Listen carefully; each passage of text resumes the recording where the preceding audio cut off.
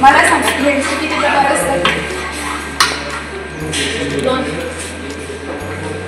Types of threads काय असतात? We thread असतो, थ्रेड असतो, थ्रेड असतो, एक्मे थ्रेड असतात. वेगवेगळे टाइप्स असतात ना थ्रेड्सचे. मग आपण आज कोणते थ्रेड टाकणार आहे? एक्सटर्नल थ्रेड टाकणार आहे. कशाच्या साहाय्याने? हे रेंजेस असतात, आपण त्याच्याने काय करणार आहे? हे GI पाईप आहे त्याच्यावर आपण थ्रेड्स टाकणार आहे. थ्रेड्स का टाकावे लागतात आपल्याला?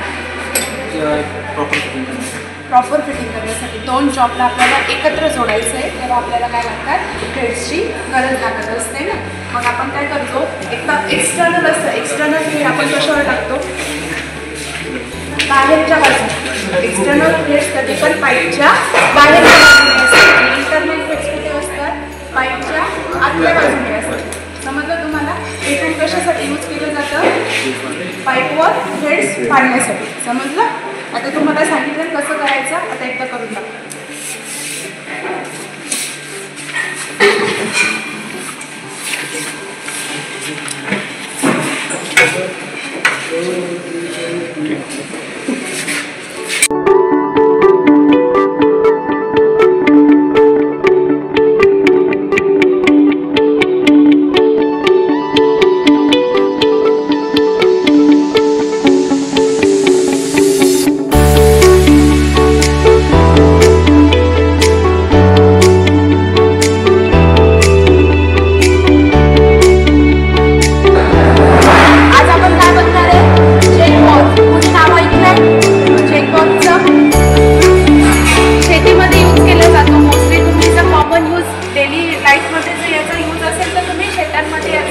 बघितला असेल वापर तुमच्या पाईपलाईन्समध्ये हा फिट केलेला असतो. आज आपण काय बघणार आहे? Construction of walls. त्याच्यामध्ये आपण चेक वॉलचं कन्स्ट्रक्शन बघतोय. काय बघतोय? चेक वॉलचं कन्स्ट्रक्शन. आता याच्यामध्ये सगळ्यात पहिले चेक वॉलची डेफिनेशन काय आहे रे? द चेक वॉलची डेफिनेशन आहे check wall is the safety device which is design for preventing permit fluids and gases through only in one direction and prevents the return flow. काय? रिटर्न फ्लो प्रिव्हेंट करतो हा check wall. म्हणजे याचं simple working काय रे?